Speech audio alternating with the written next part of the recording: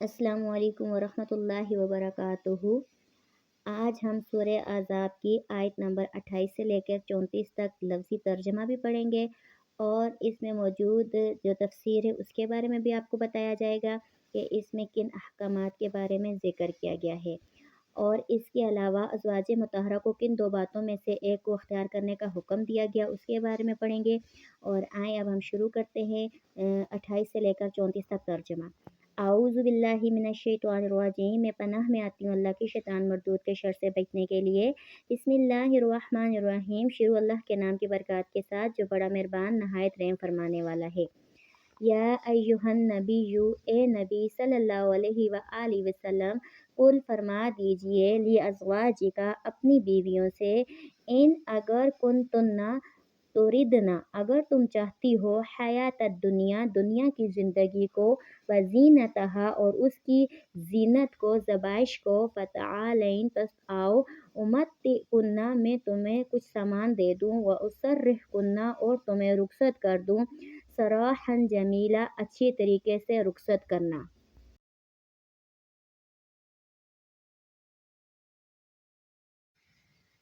आगाज़ इस्लाम में मुसलमानों की माली हालत बहुत ज़्यादा ख़राब थी, मगर बाद में जब माल गनीमत की वजह से हालात बेहतर हुए तो मुसलमान औरतों के लिबास और खाने पीने के में बेहतरी तब्दीली आ गई।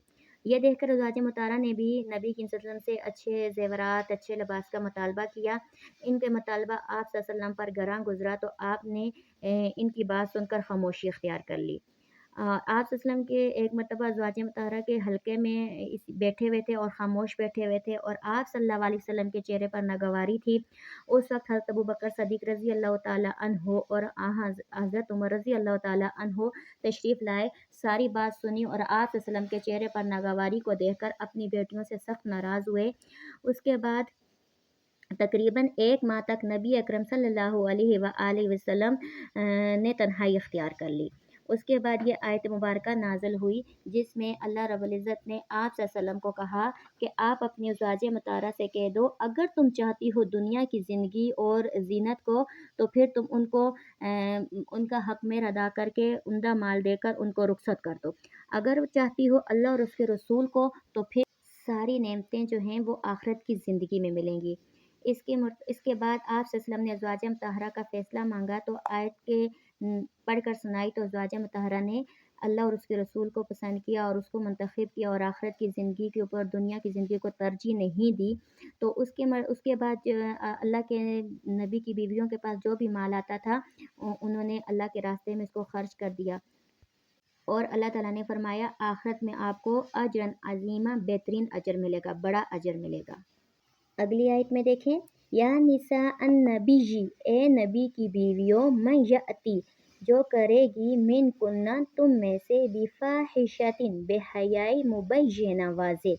यहाँ पर अज़वाज मुताहरा के अहकाम ज़िक्र किए गए हैं। सूरह अहज़ाब में उनको तलकीन फरमाई गई कि बेहयाई से बचने का हुक्म दिया गया कि नबी की अज़वाजा होने के नाते से अज़वाज मुताहरा का मकाम बहुत बुलंद है और इसके साथ उनकी ज़िम्मेदारियाँ भी बहुत ज़्यादा हैं। लिहाजा उन्हें दर्स दिया गया कि वो किसी बेहयाई और बुराई के काम ना करें, उन कामों से बचती रहें। आगे आयत में बताया गया कि अगर वो बेहयाई का काम का इर्तिकाब करेंगी तो युज़अफ़ लहा अज़ाबु ज़िफ़ैन, यानी उनको दिया जाएगा दुगना अज़ाब। वकाना ज़ालिका, और ये अलल्लाहि अल्लाह के ऊपर यसीरा आसान है। यहाँ पर दोहरे सवाब और दोहरे अज़ाब का ज़िक्र है। अज़वाज मुतहरा को कहा गया कि वो क़यामत तक आने वालों के लिए ज़रिया हिदायत हैं। अगर नेक काम करेंगी तो उनके देखा देखी बाकी औरतें भी नेकी करेंगी तो यूँ नेकी पर अज़वाज मुतहरा को दोहरा सवाब मिलेगा।